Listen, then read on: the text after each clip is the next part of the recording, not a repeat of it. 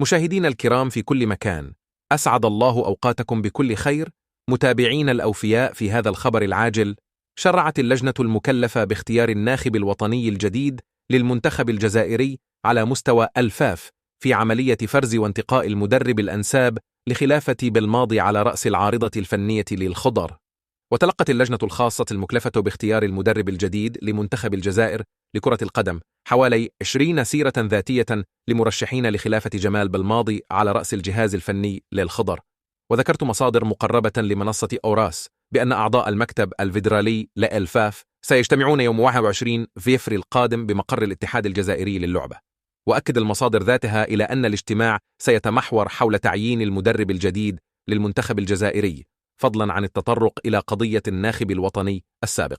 وسيتم خلال الاجتماع أيضا دراسة تقرير لجنة التي ستدرس السير الذاتية للمدرب الوطني القادم.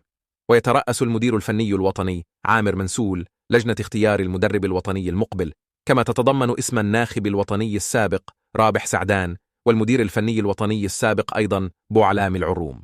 ومن بين أبرز الأسماء المرشحة لخلافة بالماضي في المنتخب الجزائر يوجد التقني البرتغالي كارلوس كيروش المدرب الوطني السابق لمنتخب مصر، وبدرجة أقل فلاديمير بيتكوفيتش حسب آخر التسريبات. وتراجعت أسهم المدرب البوسني وحيد خليلوزيتش، حيث لا يعد الخيار الأول لهيئة فاف حاليا بعد تصريحاته الأخيرة وعدم الفصل في أمر عودته إلى التدريب. وسيكون خليفة الناخب الوطني أمام مهمة مواصلة مشوار تصفيات نهائيات كأس العالم 2027، ومباشرة معترك تصفيات نهائيات كأس إفريقيا المغرب 2025.